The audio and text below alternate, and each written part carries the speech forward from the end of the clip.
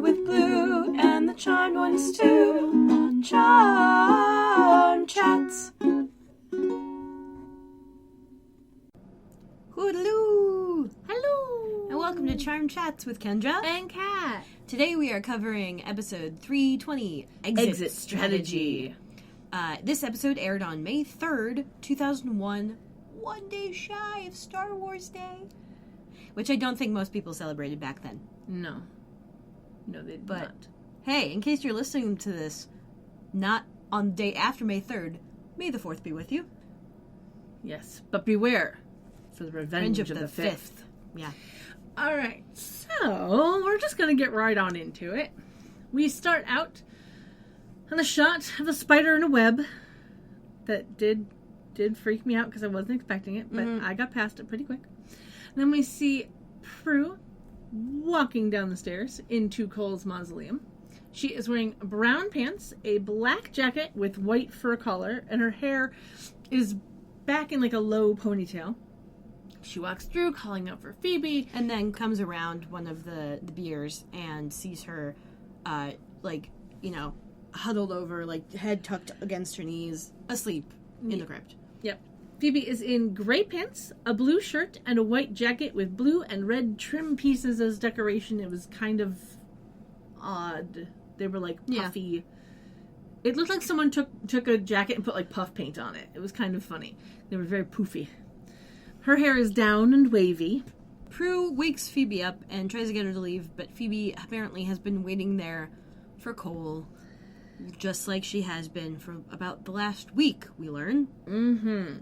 Prue says that she can't keep waiting there, but, that he knows how to find her. Yeah. And Phoebe stands up and she's like, I don't understand. He's been gone for over a week. And she's freaking out. She's like, he could be caught. There might not be a safe way out. Yeah. But Prue reassures her. She's like, Cole knows what he's doing. And, he's got a few tricks up his sleeve. He'll pull one over on that damn Brotherhood there. Yeah. Phoebe wants him to be okay, says so, and then they both leave the mausoleum. And we cut to a cave in the underworld. We're presuming it is the underworld because it looks pretty underworldy. It does. Cole is lying on a large rock, wearing a suit. Raynor and Tarkin are standing on either side of him. Tarkin is also in a suit. Raynor is in that black robe, Vaderish thingy. Yeah, we met them last week, so check the show notes for last week's episode for all the links on that. Yeah, and Raynor has his hand held out above Cole's face, and there's like this pulse of like red red light. Yeah. Like not pink, pastel red. Like it's like the opacity got shifted. Yeah. That's pulsing from Cole's face up into Raynor's hand. Apparently this is how Raynor reads thoughts. Yeah. So we're gonna fast track the scene just a bit because Yeah. Raynor finds out that Cole's human half is in love with one of the Charmed Ones, dun, dun, and that she's turned him against them and sent him here to destroy them. Which technically he did that himself, but splitting hairs. Tarkin wants to destroy him for betraying them, but Raynor says that they can't just kill him because he's figured out something that no other demon has been able to do, which is how to kill one of the Charmed Ones. Dun, dun, dun. Yeah, and apparently that shit's valuable enough to keep the guy who's a pretty dangerous risk around. Okay, sure, whatever. Yep. Anyway, they say that the only way to save him and defeat the Charmed Ones is to kill any love the witch has for him, and then we go to opening credits, which felt a little anticlimactic to me. It was a little bit. I think this was one of the saddest opening scenes. Like there wasn't really like sad in like a kind of way, like it wasn't. I feel like it would have had more punch if they just reworded it a bit. Yeah, like it didn't make because me as opposed to like kill kill any love, like okay, I get it, you're demons, like you kill, but like killing love doesn't sound like much. It doesn't really have the chutzpah you're looking for. Yeah, it didn't really make me excited for this episode. No. It was kind of a meh opening. Kind of, yeah. Like I like the idea that okay, we're seeing and oh fuck, they know. But it could have been a little. It just needed a punch up. Yeah. That's all it did. Like, you do punch-ups for comedy, we could do a punch-up for a little bit of drama in here. Just change the script just a little bit. Yeah. It just... It wasn't as captivating as some other cold opens have No, been. I will say the guy playing Raynor, whatever fuck his name is, real good. Yes. However, Tarkin, bit one note. Yeah. Well, Bit one note. you know. He's Tarkin up the wrong tree, Yeah. acting wise. Anyway. Anyway, And then we go through the opening credits and find there's no Daryl this episode. I know. So it just makes it even sadder. But we come back in, and we are in the kitchen watching Piper sift through a bunch of papers on the kitchen table. Yep, she is wearing a long sleeve, low cut black shirt with her hair half up, half down. She's sitting at the table, pouring through dozens of books and papers from a box on the table, and most of them seem to be very old. She starts looking through them, and then Leo walks in, wearing a long sleeve blue shirt and black pants, holding a French to English dictionary. And he says with a very bad accent, "Où est la Tour Eiffel?" Which, okay, that was me trying to do a bad accent. I can't do bad French accents. I'm sorry. I can only do good ones. Yeah. So that was about middling. Yeah. That's as bad as I can get. I'm sorry. But anyway, his was much worse. And he's like, well, that means where is the Eiffel Tower? So I'm not going to tangent very much, as most people probably know what the Eiffel Tower is. But it was constructed between 1887 and 1888 to be the entrance for the 1889 World's Fair, which was from May 6th to October 31st, 1889, which I knew. But what I, for some reason, was not aware of was that it was held during the 100th year anniversary of the storming of Bastille, which is the symbolic beginning of the French Revolution. Mm-hmm. Like, for some reason, it just didn't occur to me. I'm just glad that's- it's Bastille Day they're honoring and not another event that happened in 1789, which would be, the whole, like, terror thing and then the execution of Marie Antoinette. Yeah. So, yeah, Bastille Day, July 14th, guys. So you know that I will link to everything on the website, and you should totally check out the Eiffel Tower page just for the pictures of it being built, because that is fascinating. But I want it to be known that I didn't fall down the rabbit hole of listening to the Les Mis soundtrack, even though I wanted to, and I think I deserve some praise for that. You do. For the record, the West End is so much better than the original Broadway. Just throwing that out there. We'll agree to disagree. There might be a slight song difference, and, like, I don't really care which song you use either way, but, like, I love the people in the West End production so much more than the Broadway one. Maybe that's, like, first exposure bias, but, like... Could be. I'm still right. I have my It is favorites. entirely an opinion, and I am right about it. I have my opinions, and I will just say that no one can change my opinion on who the best Eponine is. And That's fair. That's all I'm gonna say. That's fair. I do love me Leah Salonga for that too. Not that I don't think she was the original though. No, but she she's was good. not. She's good. Piper responds to his ineptitude with French that the Eiffel Tower is in her dreams if they don't get him a passport, and he tries to remind her that with the blink of an orb they can be at the Champs-Élysées for champagne. Yep. Piper giggles at his mispronunciation of Champs-Élysées, which I only know because it's the finish for the Tour de France. I'll link to that just because I'm me. But aren't you proud of me? I knew how to say it. And Yes, everything. I am. Yeah. I am so proud of you because French you're not good at. No, I'm really Polish you're generally pretty good. With. I'm okay with German's Polish. Yeah. good. Yeah. But yeah, Champs-Élysées. Italian you completely suck with. Yeah, no, I suck at Which Italian. is hilarious and because Latin. honestly it's the easiest. You'd think so, but my brain doesn't really. Well, it's consistent Do it much. rules, so. Yeah. Whereas French is like, how many vowels can we throw in here that you cannot say? Yes. Mm-hmm. But yeah, Champs-Élysées is one of the only French places that I can name quite easily because of the Tour de France. I mean, you can probably say the French way to say Paris. Well, I think anyone can say Paris. You'd be so surprised.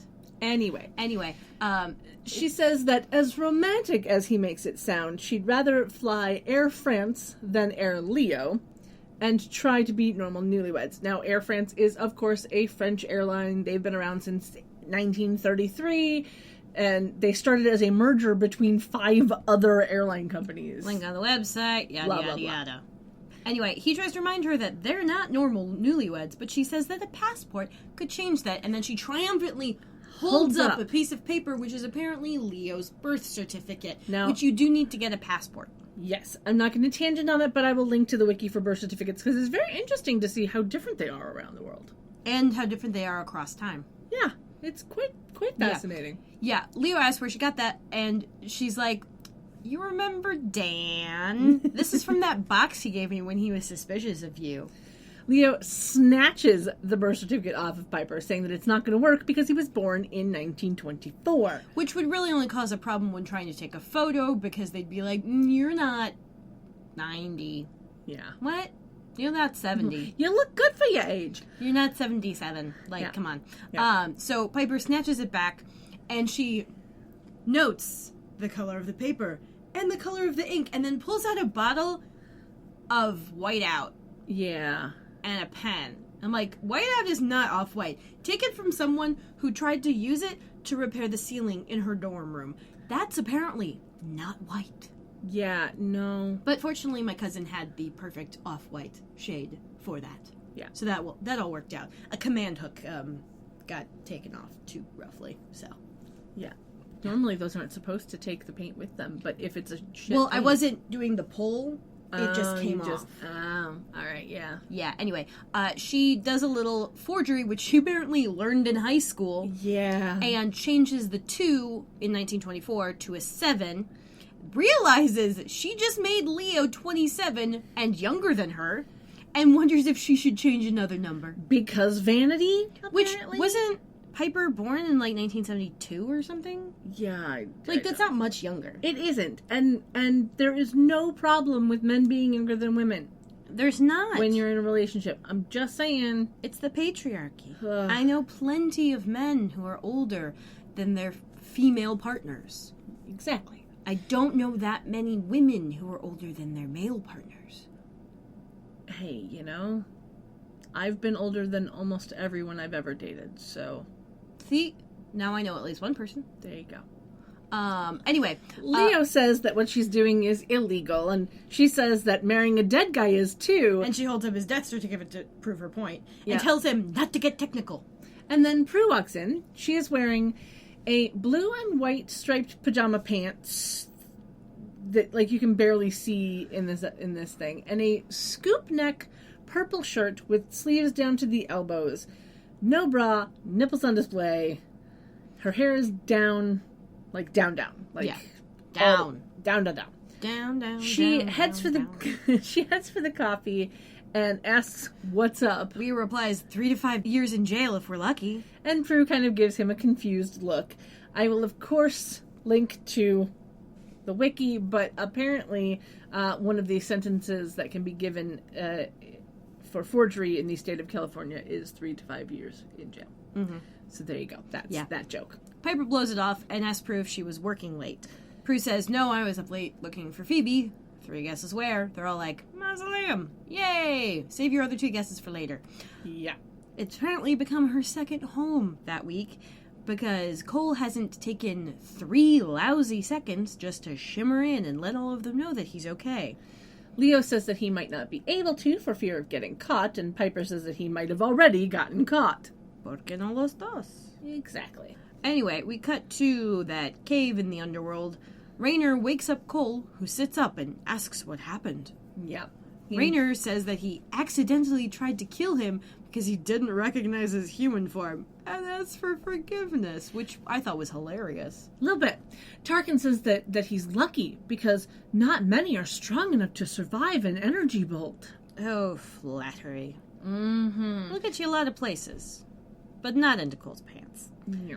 Raynor holds out his hand. Cole hesitates for a bit, then shakes it, and says that Raynor taught him everything he knows, so he can't not forgive him, and asks how long he was out. They don't tell him. Yeah. Raynor just says, long enough for enough. us to investigate. Yeah. I love how he says it too, of the investigate reports of him crossing over to the other side. And I was like, but he didn't die. And he didn't break on through. Yeah. Cole walks over for some water and says that they're rumors, not reports. Yeah, Tarkin says that they don't blame him for failing the week before. And that's when Cole realizes it's been a week. Yeah. Cole wipes some water on his neck. Tarkin mentions him being defeated by the witch he was with, and Cole's like, yeah, I told you, I'm over her. And Tarkin's like, bitch, you didn't say she was a charmed one. Raynor says that he doesn't care as long as Balthazar's back, and that he has an assignment that only the powers of Balthazar can achieve. The assignment is getting a magical amulet from around a witch's neck. Cole's like, dude, that's risky. Charmed ones are on my tail. Raynor's like, oh, Tarkin will be your backup in case they show up.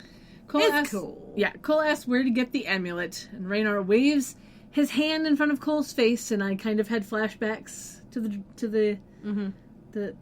what is his name? Oh, Barbas. To Barbas. Yeah. Yeah.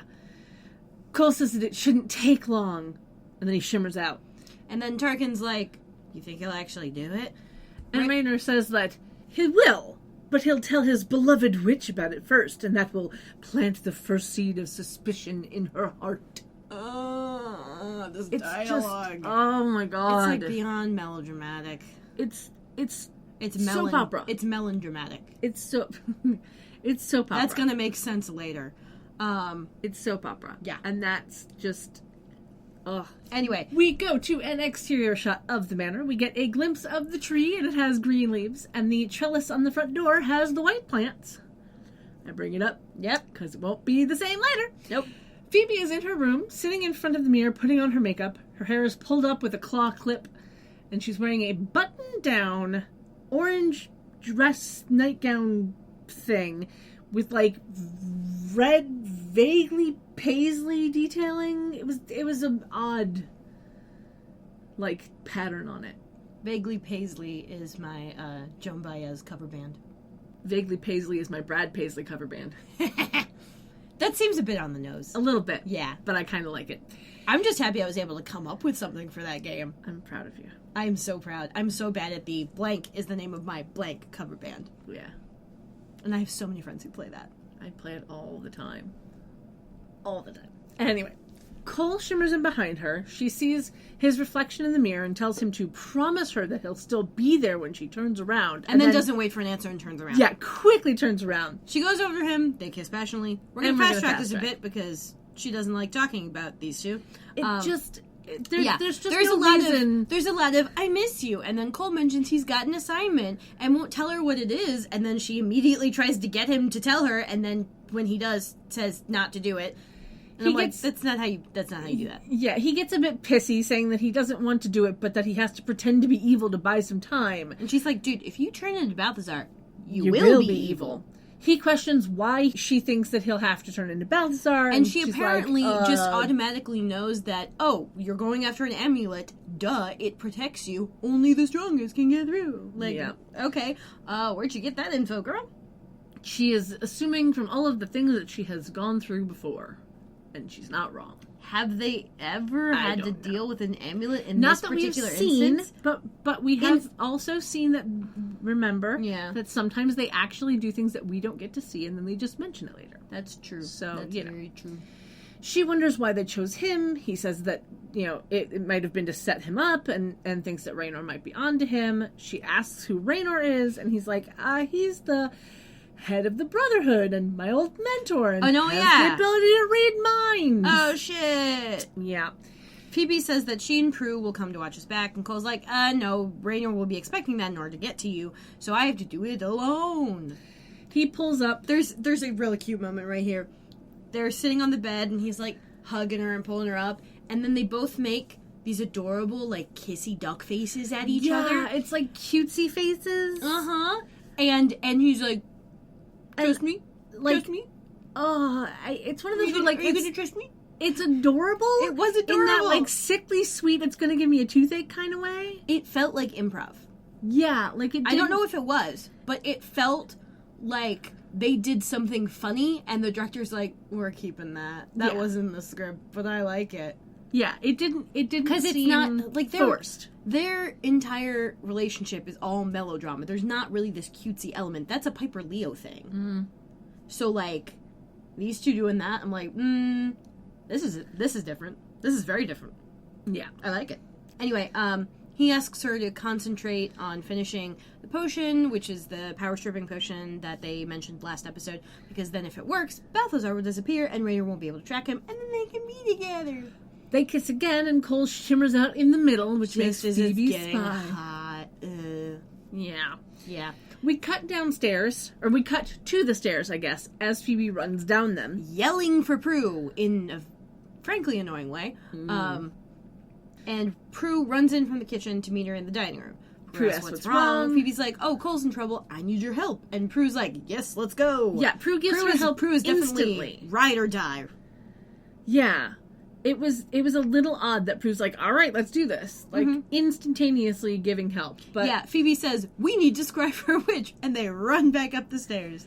Because, no other info. Yeah, And, we cut then to an apparent occult shop where we see a blonde witch wearing a black skirt and a short sleeve top with like an interesting cutout detail at the neck. It was quite fascinating. Along with a necklace that is our amulet, which is a half circle with a blue stone.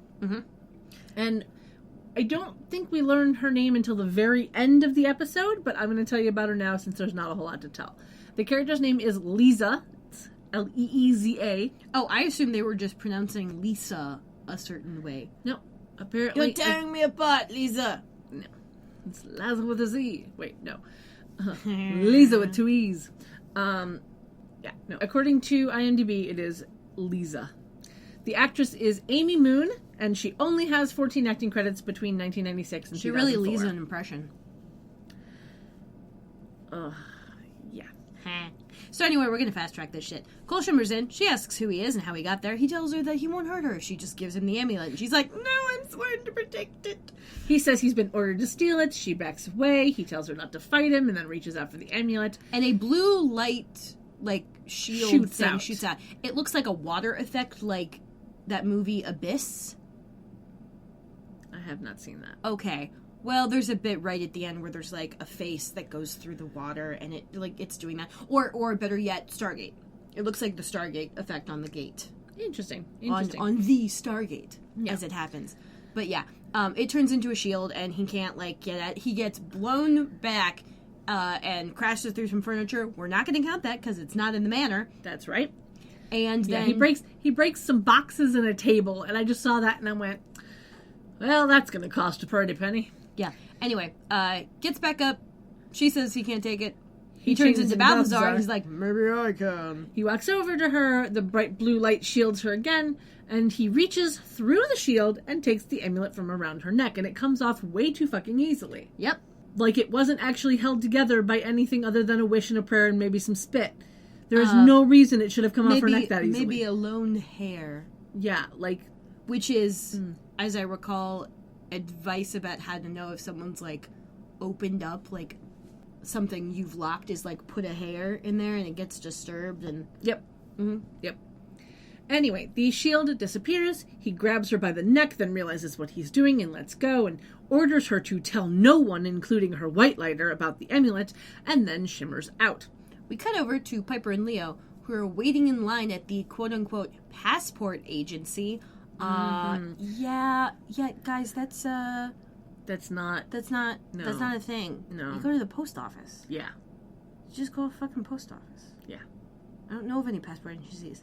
We just Well, need to take it to the post office. to be fair, it gets sent downtown, and then it takes 6 weeks to come back. The important thing is that it takes 6 weeks to come back. yes. By the way, unless you get it expedited, which you can do. which will take 2 weeks then. Right. But they might have different things in California. This is true. We are going by what we know of Illinois, This is fair. where you go to the post office. Uh-huh. But Anyway. also, it's not going to be called the passport agency. No. No, it's not. Because they're not going to just do one thing. Do you know how many people in the U.S. have passports? Not a majority of them. Yeah, no. Not a majority of them. There's not that much of a demand for it. And, of course, now we're dealing with them being revoked or not renewed because Yeah, we're not going to do the No. whole thing. Anyway, so Piper has added a blue jacket to her outfit, and Leo has added a brown jacket to his. Leo is complaining while filling out a form, wondering if he should put his occupation as White Lighter or Guardian Angel. And And then- an older lady standing in front of them turns around and gives them the stink eye. Piper looks at her and then kind of turns, and she kind of, the old lady turns back around, and Piper's like, hi, whatever, and then she turns around, and she turns back to Leo and is like, what is the matter with you? Yeah. He says that it's wrong that they're there. She says that it's not wrong to want a normal life, and tells him to stop being so good all the time. And lady turns again around to give them the stink eye. She's like, newlyweds, first fight, eyes front. Yeah, I think that was my favorite moment in this scene. Yeah. It was just like, ice front. It was said politely until she got to the end of front, Yeah. which was great. Anyway, Lee turns back around. Leo tries to say something, but Piper stops him. She says that she loves him, but she's getting a migraine. and tells him to let it go before I blow. The line starts to move, and then we hear the familiar tinkly jingle of the elders calling Leo. Piper says that he can't leave and that he should just pretend that he's out, which I thought was hilarious. She says they've been in line for 2.5 freaking hours, and points off screen toward a clock, we assume. And then we get a shot of the clock right as it blows up. Yeah.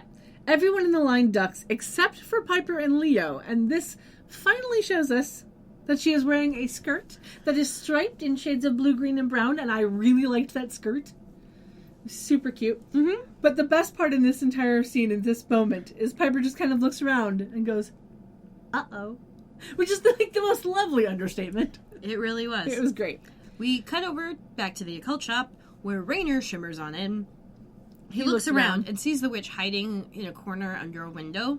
She asks who he is, and then, clutches her neck and tells him the amulet is gone. He's like, well, yeah, but you're still alive, so Balthazar's gone soft. She asks who Balthazar is, and Raynor says that he's the demon that'll be blamed for her death. He then throws an energy bolt at her. She screams and disappears in a ball of fire. But it was, really slow burning, too. Little bit. I'm used to the explosion effect, not Yeah. the roaring gas fire being superimposed upon the screen Yeah. effect. I think I like the explosion better. Yeah, well, we're left with a lovely shot of him smirking, and we go to commercial break. When we come back, we're again at the occult shop, where Prue uses her powers to fling open the door, and then she and Phoebe walk in and start looking around. Prue is now in light beige pants with a large black belt and a low-cut black shirt that shows off a bit of her tummy and black leather jacket. Her hair is down, and Phoebe is now in black pants that seem to have, fringe seams. Mm-hmm. A blue shirt with a dark cream jacket, and her hair is mostly down, held back by a blue headband with, a little flower on it. And she has these little feather earrings, which I absolutely loved. Mhm. They were great. Yeah, they walk around not seeing anyone, and Phoebe thinks maybe they scried for the wrong witch, but then Prue turns around and notices some burnt curtains and scorch marks on the wall at that window where the witch got burned. Uh-huh. So, yeah. They don't know what else to assume but that the witch is dead, ding dong. And Phoebe says that Cole told her that no one would get hurt. Prue's like, well, someone fired a fucking energy ball on this shit. Phoebe immediately thinks she means Cole, and Prue's like, no, I'm just saying what I'm seeing. I don't think Cole did it. Great consistency on the Prue character right now. It's still a she's- little odd. Well, it's odd, she's- but it's not out of nowhere, and they're sticking with it. Yeah, she seems to be Team Cole at the moment, and it's Yeah. a little weird, but Uh-huh.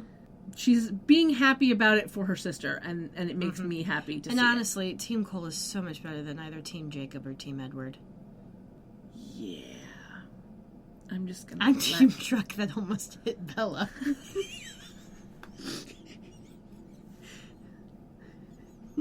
As the joke goes. I did not make that one up. I'm borrowing that one. Oh. Has it? Wow. Have you never heard that, or has it Oh, just it's been just a been a while? while. Yeah. Oh, God, I had forgotten about that. Oh, that was glorious. Okay. Anyway. Anyway, Phoebe seems to brighten at Prue's confidence in Cole, but Prue asks who could have done it instead. So Phoebe mentions the possibility of Cole's mentor framing him. Prue asks why, and Phoebe's like, I don't know, but I'd be worried because that means his cover's blown and we need to get him out. Just then, Leo orbs in, and they ask why he's there, and he's like, well, I was looking for you because the elders called me about a powerful amulet being stolen. Prue's like, yeah, we know. The witch who had it was killed. He tells them that they gave it to her to protect her, and that only the most evil of demons could have the power to take it. Ugh. That is just, bad script writing. Phoebe asks why a demon would want it so bad, and Leo tells her that it is one half of an ancient charm. Via some exposition time, we learn that both halves connecting means the amulet's protection power makes you invincible. Did it say invisible or nigh invincible? I believe it was like nearly invincible. Yeah. Practically invincible. Yeah. Anyway, Prue realizes that's why the Brotherhood wanted Cole to get it. Leo questions that. Phoebe blows it off. And asks who has the other half. Leo drops some more exposition, and we learn that another local witch has it because they were divided between two local covens. And I'm like, that's awfully convenient. Yeah. It was for safekeeping, quote unquote. But even the elders don't know exactly who has them. Like, I'm sorry. How do you not know that? Like, shouldn't you be keeping an eye on this shit? First of all, the fact that you put it between two local covens is stupid enough, because you should have them on two opposite sides of the goddamn planet if you want them to stay away from each other. Well, if you want them to stay away from each other, but if the goal is to, not be together right now, but eventually, if the need is great enough, come together, then you want to keep them close enough, but not adjacent. Yes, but White Lighters can orb anywhere. I know White Lighters can orb anywhere, but, okay, I mean, this is kind of spoiler, but later they're like, it protects against magic, which is why they can't scry for it. I guess so. So, if it protects against all magic, I kind of feel the whole, that kind of tracks as to why, the elders wouldn't have been able to know exactly where it was. They're just like, well, we know where we put it. I guess so. Don't know who's moved it since, which is my exact reasoning. When my mother would clean my room and then ask me where something was, I'm like, I know where I put it. You moved it. Yep. Not my fault. Yep. If you had let me clean my room, I would know where it was. It wouldn't be lost. See, and that's why I don't clean my room very much, because I know where things are, and if I start moving them around, then I forget where I put them. That's funny. You put them one place. You remember that. As soon as you move them to a different place, you have forgotten where they went. Yep. I once found... And then you move them to a third place and suddenly you remember. Sometimes. I once found a $100 bill in a book. Nice. I once found a dime bag in a book. It was a Bible. Wow. At a hotel. Well, that says a lot. Downtown. Next to Book of Mormon, when that was in town. Nice. But yeah, no, I once found a $100 bill in a book that I had put there for safekeeping. And literally the only reason that I noticed it is because I was giving books away. I was doing a Goodwill run. And I always flip through the books just to make sure there's no bookmarks or anything like that. And I flipped through this book and somewhere in chapter 7, there was a $100 bill. And I was like, huh. Okay, good thing I caught that before I let this book go. Nice. Yeah. I used to do that a lot. I used to hide money in my books because it was the only place I knew no one else would go. That's fair, yeah. Was my bookshelf. I could probably do that. Yep. But mostly I just hide the cash behind the change in my piggy banks. Yeah. So you can't see it. Yep. Anyway. We also get the idea that the Brotherhood wants both amulets so they can destroy them because the amulet won't protect anyone who's evil, Leo says. Thanks, Leo.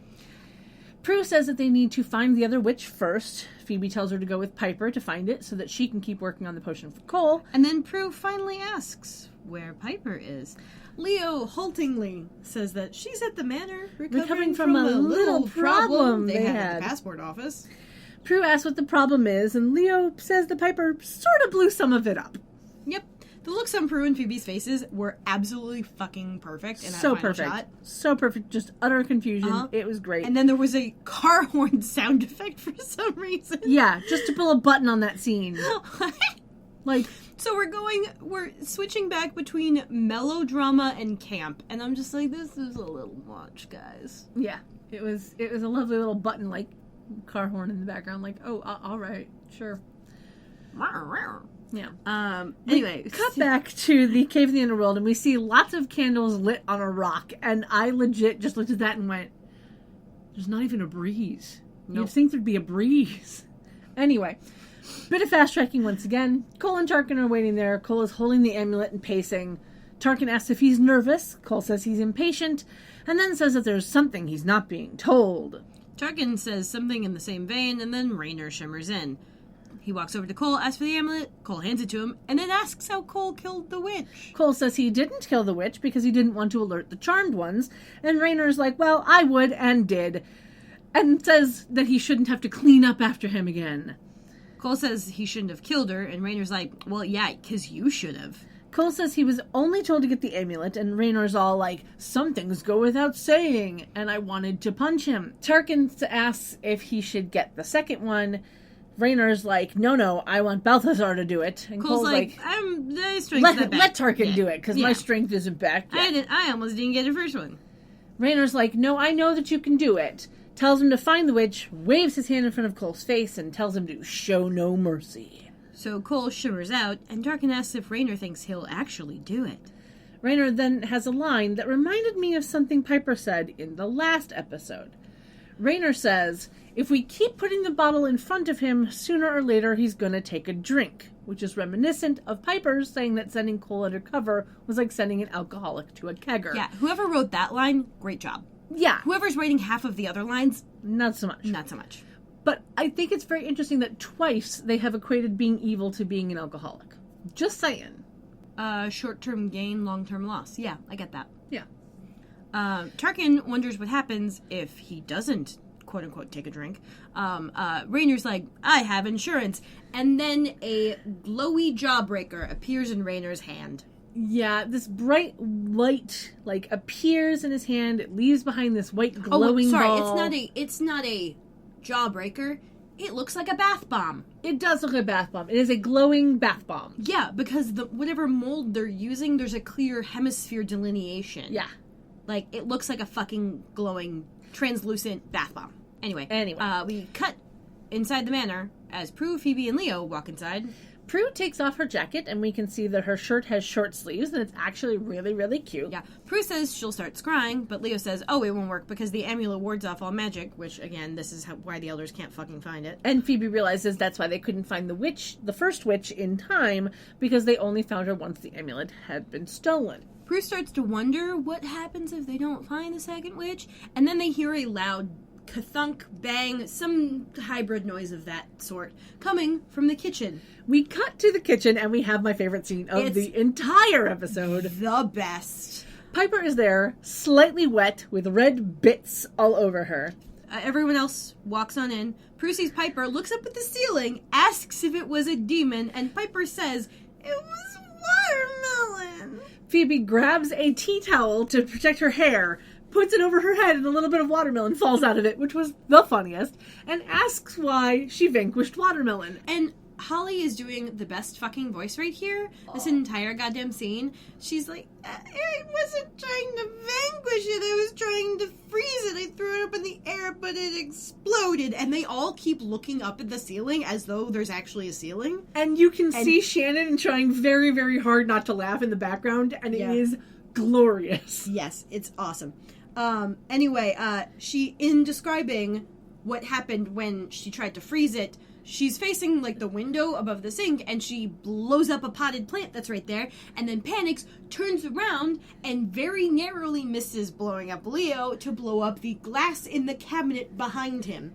And the look he gives her when this happens is very affronted and also concerned, and it's great. It's glorious.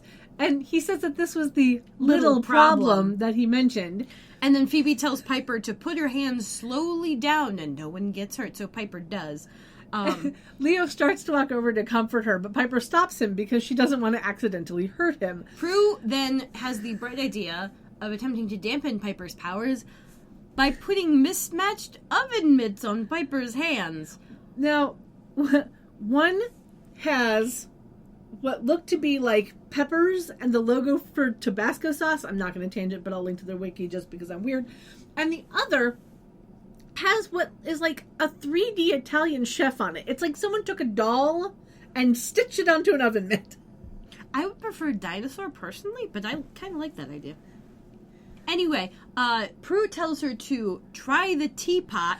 But I'm not sure what she was trying to do there. Because what if she's trying to freeze the teapot? Like, the teapot isn't moving. She's not trying to freeze the teapot. She's trying to see if it'll dampen the splody powers. They've never needed to know if she needed to dampen the freezy powers, because the freezy powers are entirely reversible and harmless. I guess so. So they just need to know if a little bit of cotton and batting is enough to make the magic go, I'm not gonna work. Yes. And clearly it's not. It's not. Because she doesn't even move her hands, really. She just kind of points herself at the teapot, and it just goes poof. We see the lid fly off. There's a bout of fire inside the kettle, and the handle breaks and flies backwards. And Piper lets out a really high-pitched squeal. Yeah. And Prue quickly, pushes her hands down. She's like, that wasn't that bad. And then Phoebe tells Piper to relax because her emotions are making it worse. Leo says that he's going to check with the elders and see what they know about what happened to her powers. Prue goes to ask him about how to find the second witch, but he's already orbed out. And then Cole shimmers in, and someone at makeup has been going at his face with the mister because he's super sweaty-faced. Yeah. He says he knows where to find the second witch. He tells Phoebe that he didn't kill the first one. She goes over to him and says that they believe him. And then she says that he doesn't look good and touches his face, and he pulls her hand away. And he's like, I'm not sure. And then she takes him into another room to ask about the potion. She says, oh, we're just missing one ingredient. It's called Billings root. And she's like, I don't know what it is or where to find it. Oops. Yeah. Can't Google that shit because Google don't exist yet. That is so true. And I doubt Jeeves knows, but you can ask him. And I will say, Googling Billings root did give me one option. I will not tell you about it now, though. Is it from Billings, Montana? No. Well, okay. I mean, it came up with Billings, but the very first thing technically is the right thing. But okay. I will tell you about it later. We're going to fast track just a bit. Yeah, Cole says he's running out of time. She's like, oh, I know you can hold out a little longer. Please keep fighting. Don't let Raynor win. Cole says that he knows that Raynor is just waiting for him to slip up. So Phoebe moves closer to him, touches his face, and says, he can't have you. I won't let him. Which was super sweet and adorable. And he tells her that he's been ordered to kill the next witch, so she has to show up and stop him, or Raynor will win. We then get a lovely shot of a nearly full moon in the sky, looking through a pine tree. It was quite a lovely sight. Yeah, there are 7 witches sitting in a circle around a, rock fire pit. Yeah, they're each holding a small stone fire pit. Mm-hmm. They're each holding a candle, and, kneeling in the grass. And they finish up what seems to be some kind of solstice meeting, and then they all stand. The woman officiating it has what looks to be the other half of said amulet, which is a hemicircle of metal in the opposite direction of the first one. Yep. And another blue stone in the middle. And the blue stone looks like it would have intersected with the blue stone from the first one. Yeah, that was weird. Yeah. I guess they stack? Yeah. It's like code? They kind of click together. Like Lego. Like Lego. Or Connect. Or puzzles. Cole looks on from the bushes nearby, and then Tarkin shimmers in behind him. Cole's like, why are you here? And Tarkin's all, I'm watching your back. Sure you're not here to stab it? Yeah. Tarkin seems offended that Cole doesn't trust him, and Cole's like, I don't trust anyone. And Tarkin's all like, that's what makes you so great. Which, Yeah, one note. Oh, man. One note, Tarkin. Dude. All of the witches leave, except for one. Though we don't get a name for her until later in the episode, I shall tell you about her real quick. The character is named Janna, which when they say it sounds like Jenna, but according to IMDb, it is Janna. That feels like a typo. They said Jenna. Can we just call her Jenna? We can call her whatever we want. Let's just call her Jenna, because that's what they call her. The actress is Rachel Luttrell. She was born in 1971 in Tanzania. Now, fun fact, I won't tangent on it, I won't even link to it, but Freddie Mercury was also born in Tanzania. There you go, fun fact. Anyway, her first acting credit was in 1986. She is still acting. Her first long-running gig was 20 episodes between 1989 and 1993 on a Canadian lawyer drama show called Street Legal, That sounds like it involves racing. That's what I thought too. Playing a character named Veronica Beck. Her next longest running gig was from 2004 to 2009, where most people probably will know her from, where she played Tayla Emigan on all 99 episodes of Stargate Atlantis. Yay, I haven't watched that one. That is where I first saw Jason Momoa, was in ads for that show, because I've never actually watched that show. But I remember the first time I saw ads for that show, and I went, oh, he's pretty. Uh-huh. Because, spoiler, he's pretty. He is very pretty. He's very pretty, very impressive, and he's a huge dork. I enjoy it. Tarkin tells Cole to just give in to what Raynor wants, and we see the witch kneel down and start to pack up her stuff. She hears a noise and calls out, who's there? Because that's a thing that works. I mean, seriously. I hate that so much. If you hear a noise, you don't call out who's there. You either keep your mouth shut and move faster, or you leave your shit and go. Or you stop and listen. Yeah. To see what that noise was. Because that's what I do whenever I hear the mice on the wall. Yeah. Like, you don't call out. No. That just ends badly for you. Also, fun fact, you can drive on a flat tire, so horror movie ladies, keep driving. Yeah. It's not going to be good for the car, but it will get you out of there. Yes. As I can attest to the fact that it is not good for the car. No. You're going to have to replace those wheels. Not the tires, the wheels. Yeah. Eventually. Yeah. You can wreak havoc on your car if you drive on a busted tire for too long, because you can fuck with your axle. But that's, speaking from personal experience from when I busted a tire and had to drive on it for the next 3 miles to get to the tire place. Yeah. Yeah, it was not fun. Yeah, this is why tow trucks were invented. Yeah, I couldn't afford a tow truck. I could barely afford the replacement tire. Mm-hmm. I feel you. Anyway, Cole comes out and changes into Balthazar. The witch stands up, holds out the amulet, saying he can't hurt her. Like, the way she holds it out is really funny, too. She's just, picks it up with 2 of her fingers. She's, shoving it forward at him. Like it was her ID. Like it was a badge at a con. Yeah.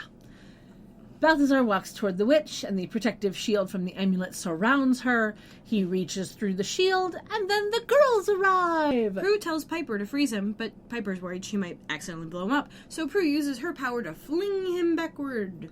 And Phoebe runs over to the witch. Phoebe tells her that it's okay, they're witches too. And Tarkin gets ready to throw an energy bolt, but Phoebe calls out to Piper, who blows up a tree. Piper tries to tell her that it was fine. Tarkin tells Balthazar to kill them. Balthazar throws an energy bolt at Phoebe and the witch. The amulet protects them, and they are thrown backward into the bushes. Prue uses her power on Balthazar, and he flies against a very large rock. And then she uses her power to fling some of the fire from the fire pit at the bush near him to block him in, I guess? Or something. Tarkin gets ready to throw an energy bolt. Prue uses her power on him, making him hit the same large rock. She got good consistency. They stand up, Balthazar looks at Phoebe, and then he and Tarkin shimmer out. And also, apparently, somewhere in this scene, Phoebe's arm gets scraped up, so probably, when they flew back? Yeah, probably. Yeah. I mean, the fact that they flew back was a little weird, because it's like a protection amulet. It should deflect. You'd think so, but apparently not. But no. We need to have a way to establish Jenna's credibility as a witch, which will happen in this next scene. Spoiler alert. Yeah. We go to commercial break, and when we come back, we are at the manor. The girls and Jenna walk into the living room. Phoebe has removed her jacket, so now we can see that her blue shirt has cold shoulder sleeves. Which is really coming back into style now. I love cold shoulder sleeves. I absolutely love them. I should not wear them, but I love them. Basically, a cold shoulder sleeve is where there's a little bit of fabric at the shoulder and a little bit of fabric at the arm and a lovely slit showing off your... Slit or an opening, a window, some sort of opening showing off your arm between the shoulder and your elbow, or wherever the end of the sleeve is. Yeah, it looks like there's little ties on the end of Phoebe's sleeves. It's super duper cute. Mm-hmm. I love it immensely. Yeah. But part of my OCD is that I scratch myself a lot. Yeah. And so I have lots of lovely marks all over my arms. Yeah, I probably do too, but the freckles covered it. Yeah. I have camouflage. Yeah. You are a freckle. Yes, I am a freckle. Yeah. Anyway, I love the upcoming scene. I do too. Piper calls out for Leo. Prue and Phoebe explain to Jenna that Leo is their white lighter and brother-in-law. Piper says she doesn't know what's wrong with her in particular. So Phoebe holds her wounded arm and tries to say she's fine.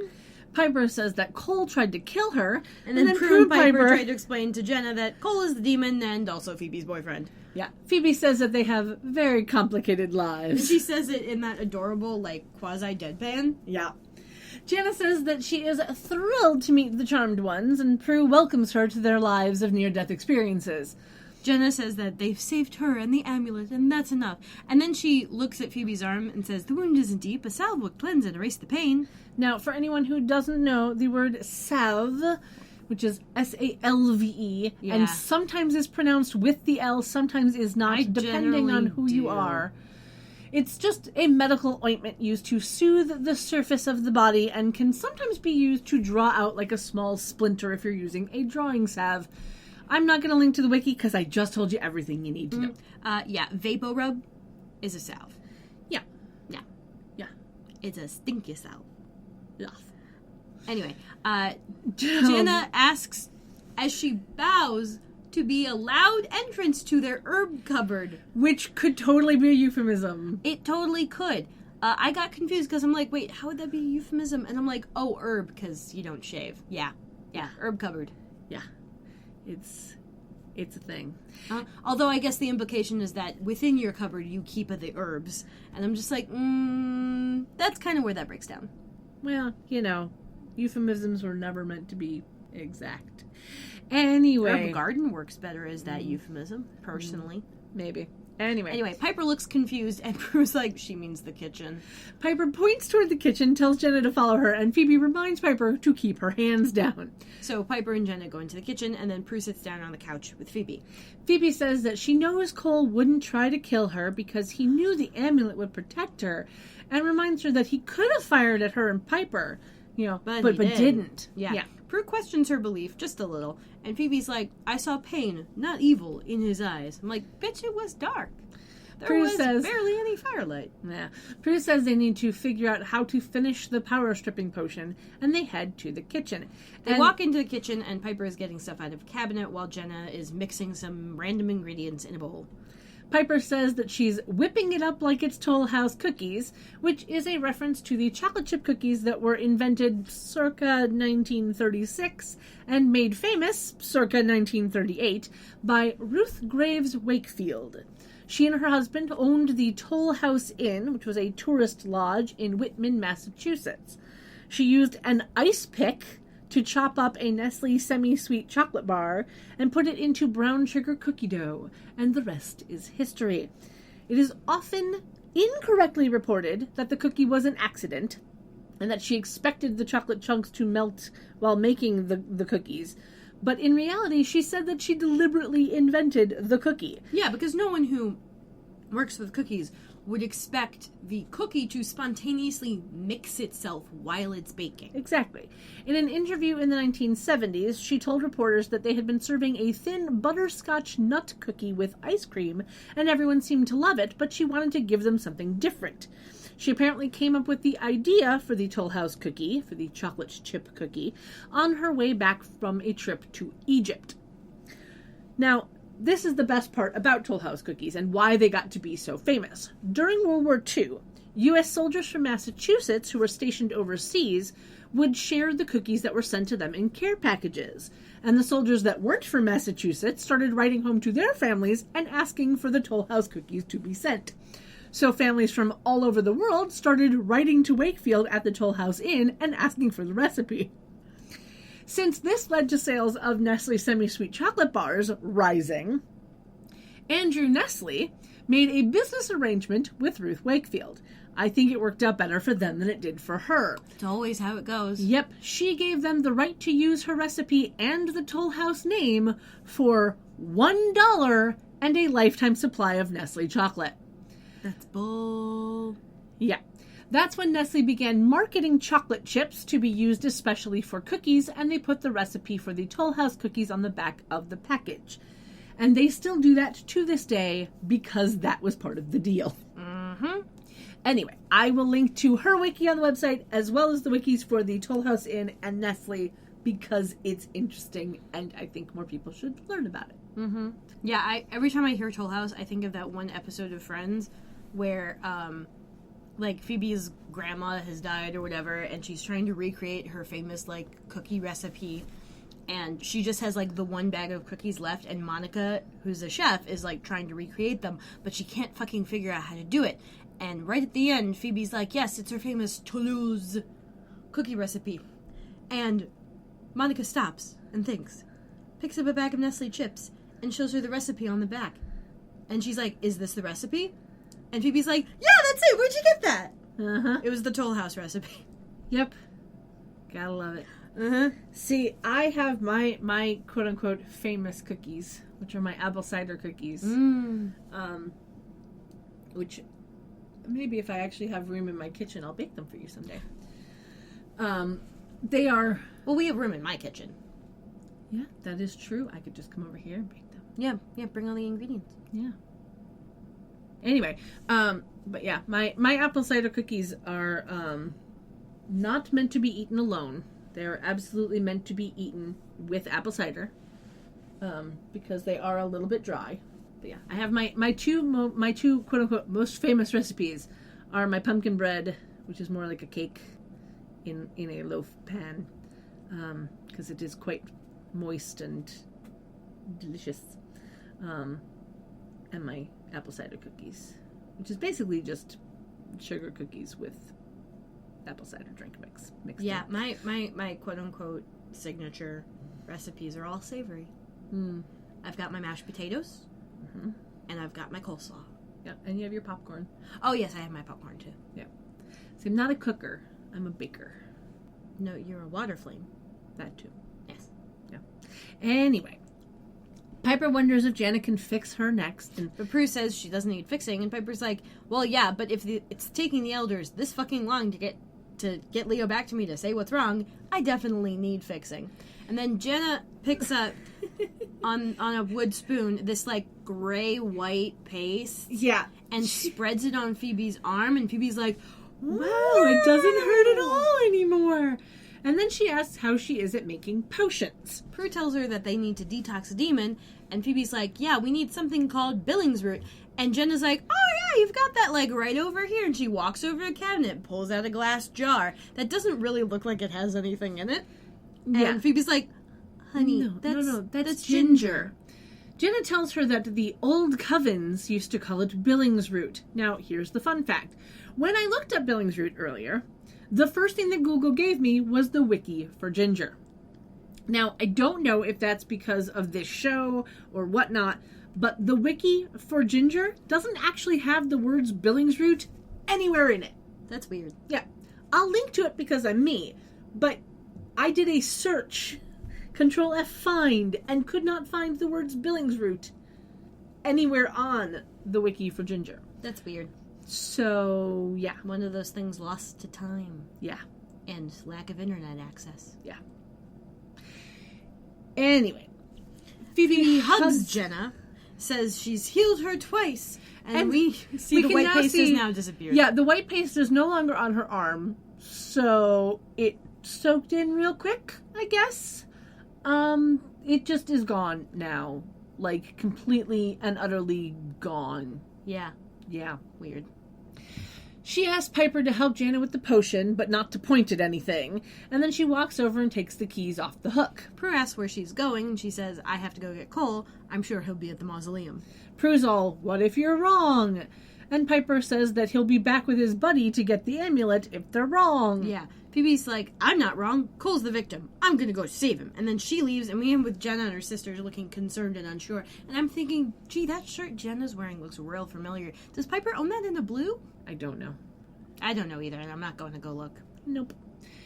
We cut to the cave in the underworld. We see Cole, Tarkin, and Raynar there, and we're gonna fast track again.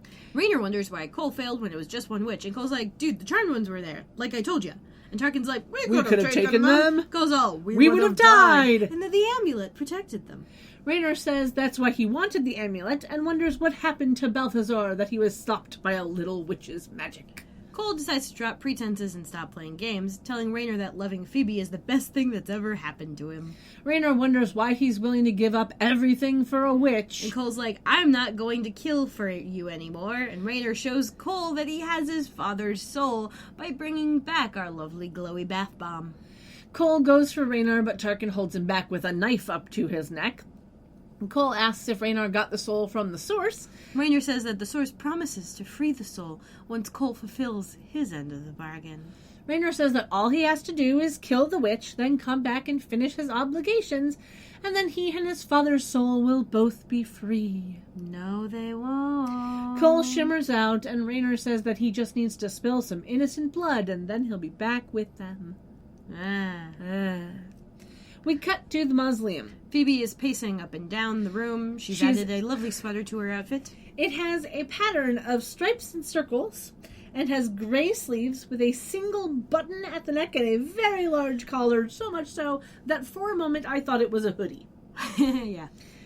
Cole shimmers in. Phoebe asks if he's surprised to see her, and he says that he hoped she'd be there, but he wants to know why she actually came. She says that he needs her and that a little energy ball isn't gonna stop her. He says that he didn't mean to hurt her. She assures him that she knows that, then says that they just need to get back to the house and get to the potion. Cole then starts to cough and says it's too late. Phoebe asks what he means, and Cole's hand changes into Balthazar's hand, and then his face starts to change but doesn't actually change. And she's like, we need to hurry. And he's like, well, I can shimmer us there. And she's like, no, that's too much temptation. We'll just drive. They have not explained what is going on physically with Cole. Yeah. It's never touched on. I don't know if it was ever even in the script. Maybe it wasn't. It got deleted for time, which, hello, there's an explanation. There needs to be an explanation for why he looks like he's going through withdrawal. Now, they keep making addict illusions, but he hasn't actually done anything evil. He's used a couple of energy balls. They haven't hit anyone. There is so much... Is the use of said energy balls that bad? He's still using them. It shouldn't be that bad. Yeah. Is he going through good withdrawal? That would make more sense. Yeah. There are so many unanswered questions that just stay unanswered. I would have also accepted Raynor, making an allusion to Tarkin about poisoning Balthazar somehow. Yeah. Or, with this ritual, with this spell, whatever, he will have no choice but to be evil. Nyah. Mwah, one demon. Yeah. But it's just never fucking explained. He just progressively gets more sweaty with worse 5 o'clock shadow. Yeah. And for some reason, there's this one line on his jaw that I keep noticing. I don't know what it is. If it's just it's just the stubble, or if it's his actual jawline. No idea. But his hair is plastered to his face, and he don't look good. He looks quite peaked. Well, actually, no, not peaked. He looks clammy. Yeah. He needs to stop with the chowder. Yes. We cut to Prue, Piper, and Jana in the attic of the manor. Piper and Jenna are making the potion while Prue searches through the Book of Shadows.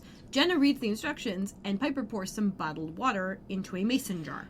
Prue questions her use of bottled water, and Piper says, "For Cole, the purer the better." Which, again, I'm pretty sure this person probably wrote the addict lines, because this is good. Yeah. I will link to bottled water because I'm weird and I think it's interesting. Yeah. But just because it's bottled doesn't mean it's pure. Just saying. Yeah.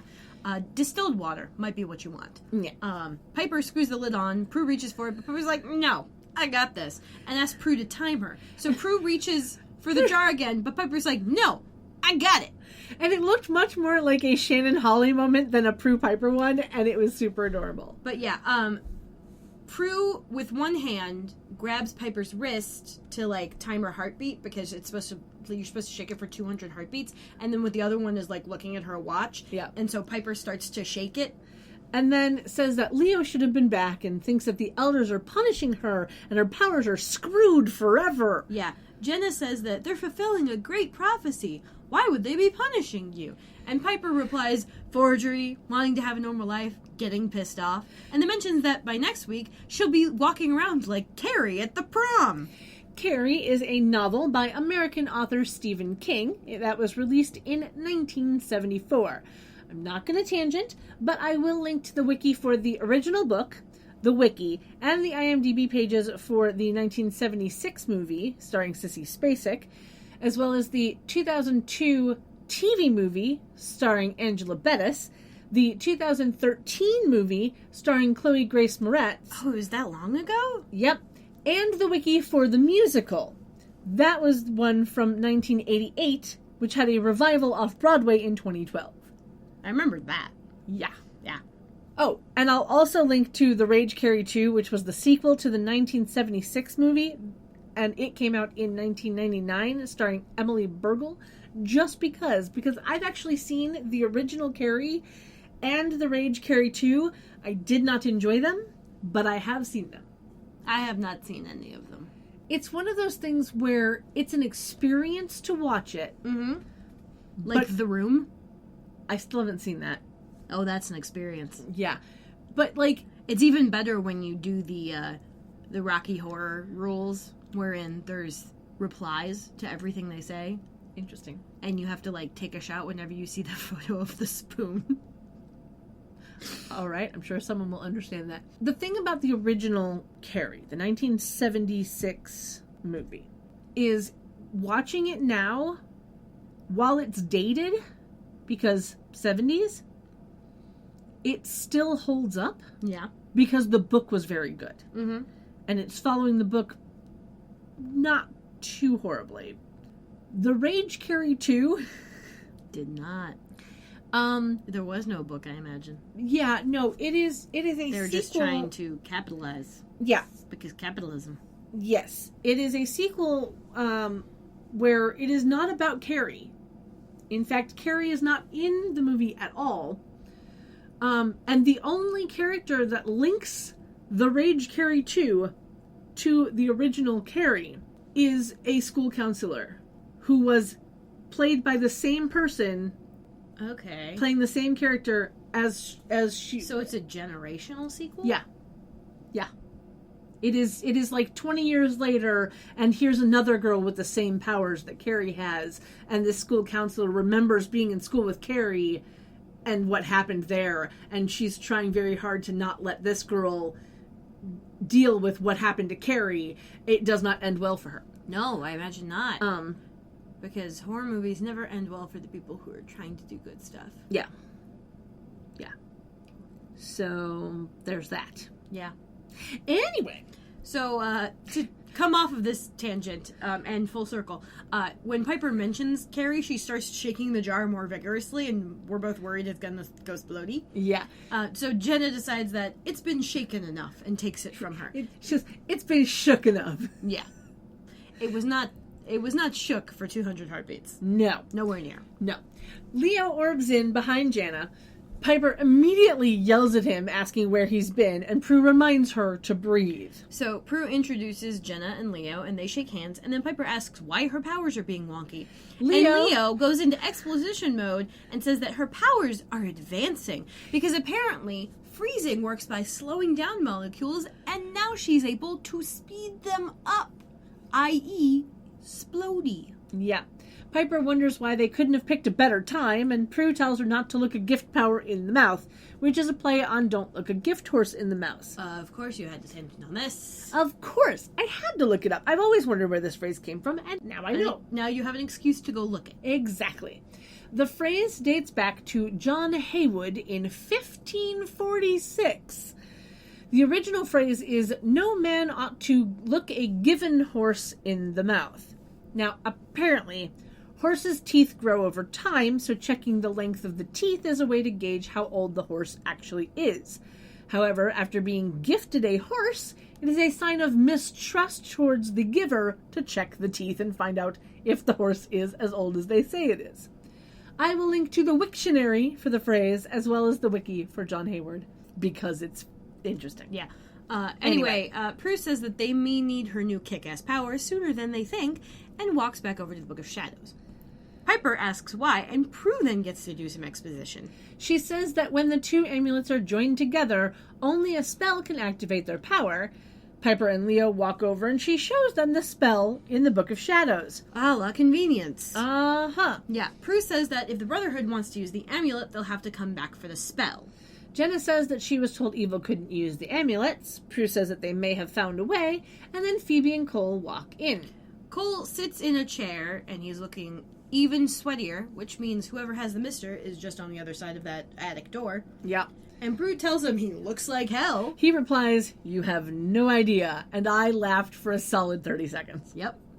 I don't know why. It just struck me so funny in that moment. Like, just the delivery of it, it was just perfect. Yeah.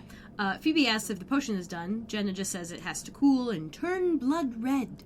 Piper says that she'll go get some ice, and Prue offers to help so that she doesn't melt it.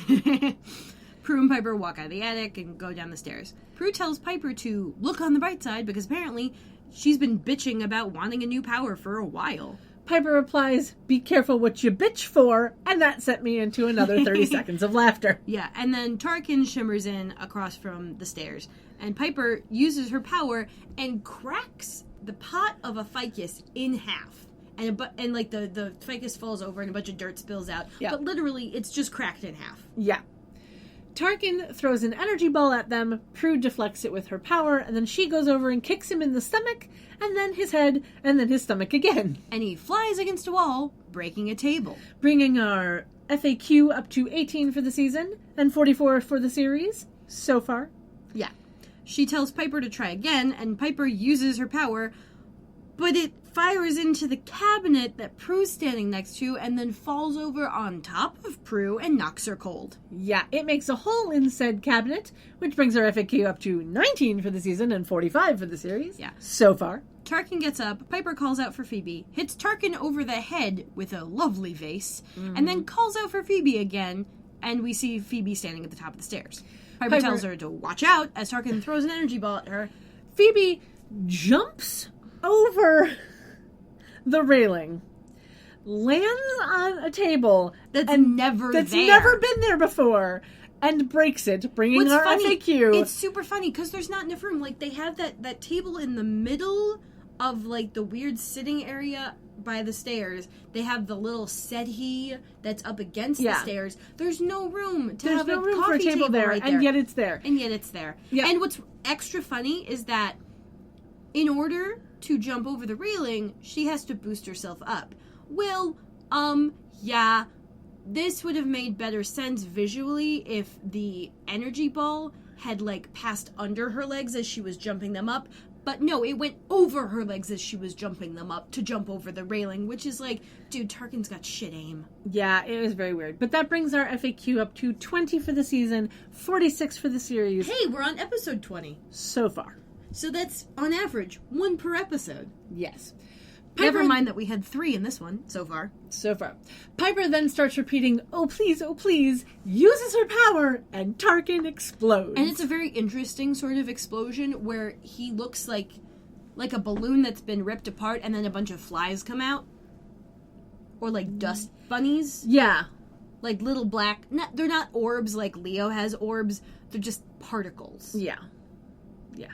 Like he was a stress ball. Yes. But not with flour. With, like, poppy seeds. Yeah, they look like poppy seeds. Sure. Piper is super excited.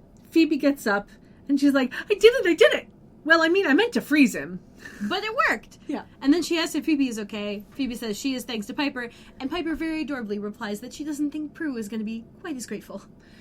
Phoebe tells her to wake Prue up, and then she heads back upstairs to be with Cole. And Holly's, again, doing this adorable thing with her face. Mm-hmm. And she's, like, kind of, like, chewing on her nails, too. Yeah. It's real cute. We cut to the attic. We see the potion sitting in a chalice. Starts off at, like, a medium pink, and then turns blood red. Like a fade. Yeah. Jenna tells Leo that it's ready, and then Raynor shimmers in and throws an energy ball at Leo, who goes into orbs of light before landing unconscious at the foot of some furniture. Jenna gasps and turns to Raynor and holds her amulet again like a badge of the con. Yeah. Cole tells Raynor to leave her out of it. Jenna says that she'll serve until her last breath. Raynor says he might have to take her up on that, but he wants to leave the pleasure for his brother. So Raynor throws an energy ball at Jenna, The amulet again protects her, but she still gets thrown back into some boxes and breaks a table. Hey, we're up to 21 for this season and 47 for the series. And that actually brings us to the same amount of FAQ as we had in season 2. Oh, really? We had that much for season 2? Yep. For all of season 2? For all of season 2, we had 21. Yeah. Anyway, she falls to the floor unconscious, And a la convenience, the her- amulet falls from her neck. from her hand. Yeah. It fell from her hand Yeah. because when she got flown back, apparently she was still holding on to it and tore it off of her own fucking neck. So once again, these amulets are held on with spit and a prayer. Yeah. And a hair. Yeah. Phoebe gets to the top of the stairs and tries to open the door, but the debris from Jana falling has blocked it closed. She calls out to Cole, bangs on the door. Raynor tells Cole he's come to bring him home. Cole says he is home, and Phoebe yells for him again. Raynor tries to get Cole to give in to his demonic side. Phoebe, again, calling out for Cole. And then for Leo. Raynor then taunts Cole some more, and finally Prue comes up behind Phoebe and uses her power on the door, but it only opens like a tiny bit. Like a couple of inches, just enough for her to look into the room and see Cole's face. Because for some reason Prue decided not to go full strength on the power. I mean, why? There is literally, other than a la convenience, no reason that Prue shouldn't have been able to open that door. I mean, we haven't fully established, like, rules for how exactly powerful Prue is. Like, in terms of moving shit. She's done it before. I know she's done it before, but, like, when stuff was... Like, a lot of shit was blocking the door, has she? I know she's opened the door before, but that's when it was locked. I'm just saying. I mean, like, it's not a good reason to not have the door go all the way open, but it's like, they really haven't actually established rules for this. I mean, there was that one time when they traveled into the future and she, like, blew out the entire side of the attic. That was fun. That was fun. Uh-huh. Anyway, Phoebe looks through the crack. Raynor asks if the witch is worth sacrificing his father's soul for, and Phoebe tries to plead with Cole not to do it. Yep. Cole yells, changes into Balthazar as Raynor's hand is, like, in front of his face. And He then throws an energy ball. he also, like, does this, like, weird pained grunt. Yeah. Right before he does it. Like, yells, like Yeah, he like seems a bad he's- version of ejaculating. Yeah, he seems like he's in a bit of pain and doesn't Like he's vomiting. That's that Yeah. that feels like you can't hold it back anymore. You just Yeah. have to, like, Yeah. Or like he got tased and has to let go of a thing. Yeah. So he throws this energy ball at Jana. She disappears in a shimmer of electricity and fire. And again, it's that effect I'm not so into with, like, the weird gas flames yeah, for a while, but and then here's- she's gone. But here's the continuity thing between Raynor's energy balls and Balthazar's energy balls. There are no scorch marks on the rug. So Raynor's balls are a little more energetic. Yeah. Yeah. They leave a mark. Yeah. Yeah. Raynor shimmers out, and we're left with Cole standing there panting. And, like... And then we go to commercial break. Yeah, and his... Well, he still is Balthazar at that point, isn't he? Like, he hasn't quite changed back yet. Does he do that after the commercial break? Yes, I believe. Okay, because, like, even as Balthazar, he's still got this really pained look Yeah. on his face. And you can see it through all that fucking makeup. Yeah. Which means, what's his face? Michael is doing a really great job right Yeah. there. Yeah. Like, he looks sad and angry and ashamed and, like, "Meh," and he looks like he's about to cry. And I'm like, seeing a demon cry? That would be fun. That'd be so much fun. Yeah. But anyway, we come back, and we're picking up right where we left off. And we now get the scene that I dislike the most. Yeah, it's not my fave. So this The is continuing girls from before. All of the get girls inside. finally get inside. A la convenience, they are able to unlock the door. Uh-huh. Prue and Piper run over to Leo, and Phoebe just stares at Balthazar.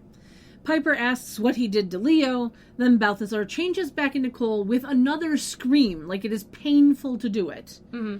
He says that, or he tries to say that he had no choice. Phoebe's like, there's always a choice. Cole then sees the potion and reaches for it, but Phoebe grabs it before he can. He asks for the potion before it's too late. Phoebe's like, oh, it's already too late. You killed an innocent woman. There's no coming back from that. I'm like, okay, you were literally watching it happen. Like, Raynor was right fucking there. And it's not like he hasn't killed people before and you've thought he was good. Yeah, exactly. Like this whole time. Like, there was no reason for this particular emotional pivot for her when she was watching everything. If she literally did...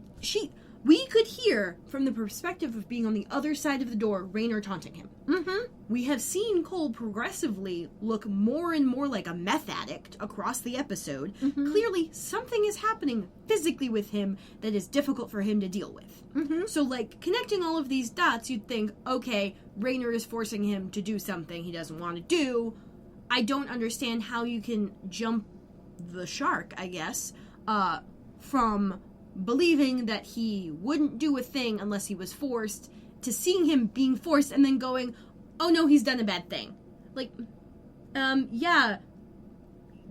Okay, so like, if someone commits a crime under duress, they're not as much at fault as if they had just committed the crime. Yeah. That's why we have the difference between murder and manslaughter. Yes. Just saying. Yes, exactly. This is not murder. This was manslaughter. Yes. Cole is being tortured. Like, yes, he did kill her, but he didn't do it because he wanted to. No. He was literally forced. Yeah. Anyway. He says that he didn't want to kill her, that he can still be good, and she says that there's nothing good in him anymore. Prue. This is where Prue says maybe there never was. Yeah, and I just she mentions the spell from the book and then wonders if that was his plan all along, to get the amulets and the spell from the book. And Piper's like, well, Evil can't use the amulets or the book. And then Phoebe says that he could have if they had stripped his powers, and then asks if that's why he wanted the potion, so that he could get the spell and the amulets to use against them. Yeah, this... And like... Okay, see now, there's a bunch of plot and reasoning here that was not properly set up. No. We know. We only just learned about the spell. Now, if this had been like a 3-parter or something, they could easily have like, okay, we're setting up that Cole has to go undercover. Okay, we're setting up that the Brotherhood, like for an entire episode, like the Brotherhood clearly knows, but Cole doesn't know that they know, and they're setting up all of the chips to fall, slowly just like dropping in these little hints about a thing, and it's like, well, you know, I've heard of this amulet, and I've heard that the Charmed Ones have a spell to harness it, but Evil cannot use it. Fortunately, we have a demon who's not exactly evil right now, and guess what else the Charmed Ones know how to do? Strip powers. Hey guys! Episode 3, and everything falls. Well, and that's the other thing, is that we never hear from the Brotherhood anything about this spell. No. Like, at all. There's no indication they even know about it. Exactly. Yeah.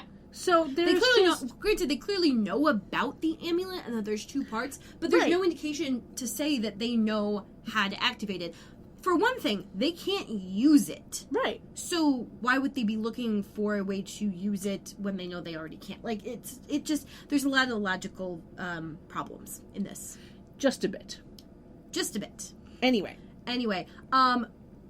Cole says that she's got to believe him. Piper says that she's believed him one too many times, and he yells like, and stay out of this. And there's they do that slight vocal effect that they do when he's Balthazar on it that just adds like an undertone. Yeah, he's all like, "Stay out of this. This is between me and her." And Phoebe's like, "No, there's nothing between us anymore." So Cole begs Phoebe not to let Raynor win, and she's like, "Raynor didn't set you up." He did, sweetie. Yeah. Cole set her up. No, he didn't. And then asks what she's supposed to do. He's like, "Please save me," and she whispers, "Save yourself," and throws the chalice to the floor. It breaks, and there's supposedly spills all of the potion on the floor, but there is no liquid in that cup. Yeah, it might be like some vaguely red paste. Yeah, and I just looked at that and went, "What a waste of a chalice! Like, why did you have to break the glass? Just pour it out." Yeah, you know, just pour one out. Pour one out for your lost love. Just, drop that red wine on your wood floor. Yeah. Because it was red wine. Yeah. Or if it wasn't, it looked like red wine. It looked like a lovely Merlot. Yes. Mm-hmm. Or a Cab Sauv. Possibly a Pinot Noir for the noir side. There you go. Yeah. Cole then shimmers out, and we cut to an exterior shot of the manor the next day. Oh, and hang on. Sorry. Cole's shimmer at this point goes real slow. Yeah, it does take him a little bit. It like takes him. It's not like twice as slow. It's like almost there. It's like an extra 75% amount of time that it takes him to shimmer out, which is another indication that he is physically impaired. Yes, which is honestly like great visual work that they never capitalize on. There are so many things. Oh my god. Anyway. So, we cut to the exterior shot of the manor the next day. The trellis has green flowers on it this time. Yep. As opposed to the white plants that were on it before. Piper is in jeans and a light blue sleeveless top. Her hair is in a ponytail, and she is repotting the plant that she broke the night before. Yeah, and it's a lovely, lovely enameled blue pot. Yeah.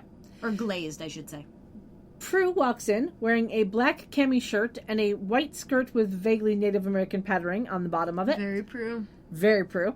Her hair is pulled up into like a half braid. Yeah. Prue starts picking up some books on the floor and putting them back on a shelf, because apparently what Piper blew up was the bookshelf on top of this, like, desk table thing. Yeah.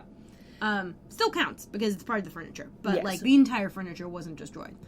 There was just a hole in the side of it. A portion of the furniture was destroyed. And An we're element counting it. of the furniture. Like, I'm not saying we don't count it. I'm just saying, like, what? Interesting. Yeah. Anyway, Piper apologizes for knocking her out. And Prue's, like, super cheerful, and she's just happy she didn't blow her up. Yeah. She reminds Piper that the control will come and says that they can celebrate because she just got a new power and beat a demon with it. Yeah. Piper says that she wishes she could have done more, and that vanquishing one bad guy and losing 3 good guys isn't a winning score. Prue is happy that they're still counting Cole as one of the good guys, which I find a little bit confusing. Yeah, God. Oy. Because, you know, you were all, like, cool about him at the beginning and then just switched up. Yeah, and now you're back to being... There was no pivot, and now Yeah. they're pivoting back? What? Yeah. Giving me whiplash. Piper says that she understands how he feels having something inside you that you just can't control that might hurt your loved ones even if you don't want it to. And then Phoebe walks in. Phoebe is wearing white pants and a black top that is very long and vaguely Indian-inspired. Indian, not Native American. Yes. This top is very long, like almost to the knees, and it has a low penis color. Mm-hmm. You know. Her hair is up in a ponytail, and she is holding 3 candles and a box of long matches. And all of the candles are, like, different colors. One was white, one was yellow, one was green. And they have, like, these metal filigree bottom thingies. Yep. Holders. She apologizes to her sisters for sticking them with the morning after cleanup. Piper asks how she's doing, and she's like, I'm not really sure. And then she sits down on the couch and places the candles on the coffee table. She says she lost her soulmate to evil. Piper says, oh, he really tried. Phoebe's like, it wasn't enough. I wasn't enough. And then, yeah. And then she asks to do a blessing for the 2 fallen witches and for Cole. So Prue and Piper kneel in front of the table. Phoebe lights one of those long fireplace matches on the bottom of this box of fireplace matches and hands it off to Prue. Prue lights the white candle and says, For Lisa, yeah, a lost sister, may her spirit soar. Sorry. Yeah, I know. This so is... Kat, a little peek behind the curtain here. Kat copies all of this stuff from a transcript because it makes it really fucking easy. Yeah. But occasionally, because we believe the person who writes these transcripts is not American, is not a native English speaker. Yeah. Occasionally, they will spell things very wrong. Yeah. And so here, in this quote, we got Lisa being spelled like Liza Minnelli, Liza, and then may her spirit soar, where soar was spelled SORE. instead of SOAR. And because I didn't see it until my mouth was saying it, I had to laugh. Oh, yeah. And That's I didn't great. And I didn't notice it when I was doing these notes. Otherwise, I would have changed it to try and avoid this. oh, yeah. So, yeah. There is no wizard behind the curtain. Oh, yeah. Anyway, she says, for Lisa, a lost sister, may her spirit soar, and then hands the match to Piper. Piper lights the yellow candle and says, for Jana, our lost friend, may we meet again, and then hands the match to Phoebe. And Phoebe lights the green candle and says, for Cole, a lost love, may he find peace. And that kind of sounds like he's dead. But then she blows out the match. Leo walks in from the front breaking door, the moment. Yeah, breaking the moment. He is in jeans and a light blue V-neck shirt and a black jacket. And, like, he totally breaks the moment because he walks in and sees what they're doing. And, like, and it's like, oh, we'll have time to talk after. But the way that he comes in, he goes, Piper, we're going to have time to talk later. Yeah. It was a lovely line read. It was really very was. nicely done. It was great. Phoebe's like, oh no, that's fine. We're basically done here, and you look like you have good news, which we could use. He's like, I don't have news, but I do have a passport. It's the next fucking day. How did this happen? Yeah. I don't care what state you're in. It does not take 12 hours to get a passport anywhere you are, unless maybe you work at the passport office. And even then, there are protocols, my man. Yeah. I mean, unless California has some sort of expediting rule that, like, you can get it in less than 24 hours. Did he go to someone who forges passports? Because that would take 12 hours. That would. Very expensive forged passports, which means they would be very good, probably. Although generally you'd still want at least like 2 days. But yeah. Is it a forged passport? Yeah. They've already forged his birth certificate. They might as well forge a fucking passport because this is pre 9/11. So yeah, TSA is not much of a thing. Yes. This would work for a while. For approximately 4 months. Yeah. 4 months and 8 days. Well, 9 days. Everything was grounded. Anyway, he shows them the passport. Piper gasps, and then Prue holds Piper's hands down, which I thought was hilarious. It was super funny. It was so funny. I had to pause for like a full minute to compose myself and control the laughter. Mm-hmm. Because it was just that moment was it was just very funny. It was really adorable. It was super All of the Piper Leo moments in this episode are great. I love it. Anyway, Piper is excited that Leo went back, and he's like, well, with everything that happened, the least I could do is do this to make our lives somewhat normal. Piper asks if he's sure, and he replies, anything that it takes to get you on a plane to Paris. And she's like, yeah, maybe we should wait on that. She goes over to him and she says, I wouldn't want to sneeze at 40,000 feet and have a whole bunch of people explode. That would be bad. And then she kisses him. Prue and Phoebe kind of look on with a little bit of sadness, which was an interesting take on that. Like, I understand it coming from Phoebe with the sadness of my sister is happy and now I can't be. It was Prue being sad in that moment that kind of was a little odd. Well, I mean, it's the whole theme with those two about how they want, quote-unquote, normal. Yeah. And, like, this is another thing that they have to deal with where they can't be normal for a while, so normal is being postponed. Yeah. Or rather, quote-unquote, normal is being postponed. And maybe, like, I can see how Prue would be like, oh, this is kind of bittersweet because, like, hey, he did a nice thing, but, our lives still can't allow for, like, a thing as normal as taking a fucking plane ride. Yeah. Anyway. Let's get to the final scene, shall we? Yeah.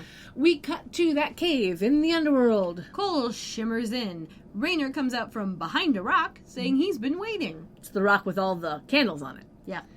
Cole asks for his father's soul, and Raynor produces the glowing ball. The glowing bath bomb. Cole carefully takes it off of him, and Raynor asks what he's going to do with it now that he's evil, and Cole's all, that's not your concern. And Raynor is all, you are my only concern. Cole asks Raynor if he used a spell to get him to do it, and Raynor asks like, if it really matters. He says, you enjoyed killing the witch. Cole says that he didn't enjoy it as much as he's going to enjoy this, and then stabs Raynor in the stomach with a dagger. And then Cole has what might be the worst line of the entire episode. You killed Phoebe's love for me. Now I'm gonna watch you die. Yeah, no.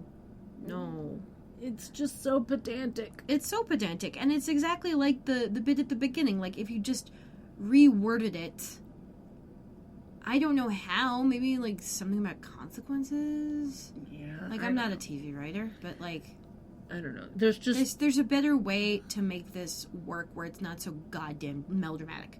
Yeah. Yeah, Raynor says that he can feel that Balthazar is enjoying killing him. Cole twists the knife a little bit, and Raynor is excited that his inner demonic nature is finally showing itself for all its glory. Cole then pushes him away, leaving the dagger in his stomach, I do believe. Yep. And then Raynor's like, you're truly evil now. Welcome home. And then he falls to his knees, and the dagger is missing. Yep. From his stomach. And then fire surrounds him, and he disappears into the ground. Cole kneels on the ground with a tear a single tear. Single tear. The single tear of sadness coming out of his eye. And we go to the end credits. And that's the episode. Yeah. So we're on to our ratings. Yes, we are. Would you like to go first? Sure. For all the writing with the demons is painful. It's like wading through the fires of hell, while wearing, Timothy hay. Timothy hay? Because it's kind of green, but it's also hay, so it burns, but it burns slowly and painfully. I was just trying to think of something that would burn, that would be like kindling, but not as quick. Okay. Yeah. I've just never heard of Timothy hay. Oh, it's what guinea pigs eat. Oh, yeah. Okay. Yeah. It's apparently sweet. I've just never heard it called that before, but yeah. I used to have guinea pigs. What else is it called? Hay. Okay. Okay. I used to have guinea pigs, and I don't ever remember it being called Timothy hay. I've always heard it called Timothy hay. But I've never owned guinea pigs. It's just like hell. When Animal Wonders Montana is talking about taking care of guinea pigs, and she's like, and I'm gonna put some Timothy hay in the guinea pig enclosure. That's what I hear. Yeah, I fed my guinea pigs hay and lettuce. Mm-hmm. Because every once in a while they like a crunchy green. I can make good guinea pig noises. Oh, I miss my guinea pig now. Uh-huh. Mm-hmm. Anyway, so rating. Yeah, anyway, despite all of the Timothy hay burning, I really love especially the Piper Leo bits of this episode, and I thought it all this kind of needed to happen. I knew there was going to be something that would force Cole out, because goodness knows season finale is probably going to, I forget, but the season finale is probably going to involve a nice happy reunion, because I remember most of season 4, and I think we're pretty much past all of this nonsense by that point. I do not know. Yeah, I know you don't, which is why I'm trying to couch it a little. Thanks. Also, spoilers. Yes. So I'm going to give this a 7.5 out of 10 bookcase batterings. Nice. And I think this might be the first time that we have been so far divergent. Yes. In our ratings. I'm giving this one a 5.75 out of 10. Too good to be true. Yeah. And I mean that in the Cole is gone. It's too good to be true. I know he'll be back. Oh. But yeah, it literally, this episode got a 5.75 because of the Piper Leo interactions, because this one would have been a 4 for me. I did not enjoy the insanity of this episode. It's not a favorite of mine. Yeah, I figured. Yeah. I mean, it's not the worst. No. But it is definitely not a favorite of mine. Mm-hmm. Hell breaks bad, not loose. Yeah. Anyway, with our ratings done, that means we're on to outfits. Mm-hmm. Do you have a favorite outfit? I really love Phoebe's cold shoulder shirt. I do like that a lot. It was nice. Yeah, I do like that a lot. For Phoebe, though, I liked her final outfit, the best. It was just... I also did like the orange thing she was wearing. I liked it. I mean, it wasn't I thought bad. It worked really well with the hair she had. Yeah, it looked good on her. Yeah. I didn't enjoy it for what it was. If it had been a shirt, I'd have liked it with a pair of black pants. It would have been cute if it had been the shirt. But as a dress nightgown thing... I didn't even notice it was a dress nightgown thing. I thought it was just a tunic-style shirt. Yeah, no. But I wasn't paying that much attention because I was watching it and talking to you at the same time, so... Yeah. For Prue, I liked her final outfit as well. Yeah, she looked the only word I can think of to describe that entire outfit was fresh. Yeah. It was with nice. The hair pulled back and whatever makeup they were using on her. Though I did like the purple shirt that she wore at the beginning of the episode, because it just looked really nice on her. Wait, the one at the beginning or the one in the morning? Because the purple shirt was not the thing we first saw her in. Toward the beginning of the episode. Yeah. Where she had the purple shirt and the blue pants. and the blue and white pants. Didn't care much for the blue and white pants, the pajama pants, but I liked the top on her. Mm-hmm.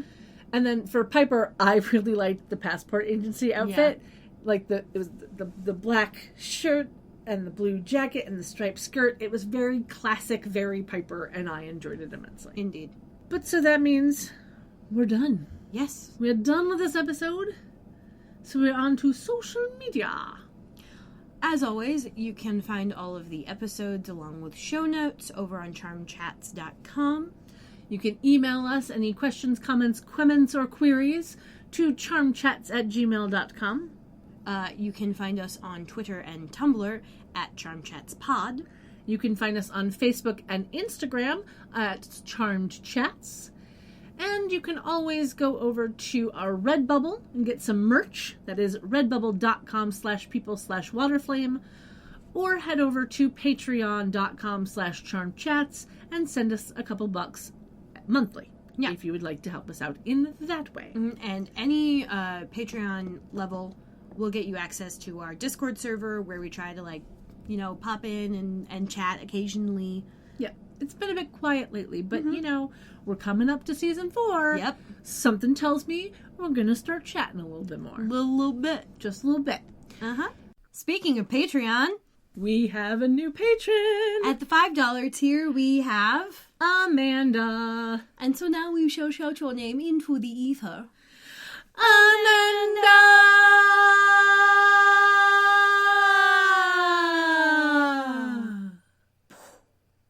But wait, there's more. We also have a new patron at the $1 tier, Erica. So let's shout your name out too. Erica!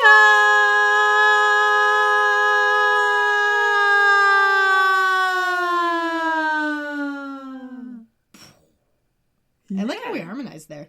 That was cool. That was nice. Thank you guys. Thank you for being so much. You're awesome. I do believe that's everything. So until next time, sleep tight. Don't let the warlocks bite. Bye. Bye. Phoebe, Piper, and Prue, they've got evil to slay and some potions to brew. So we'll see where it's at next time with Kendra and Kat on Charm Chats.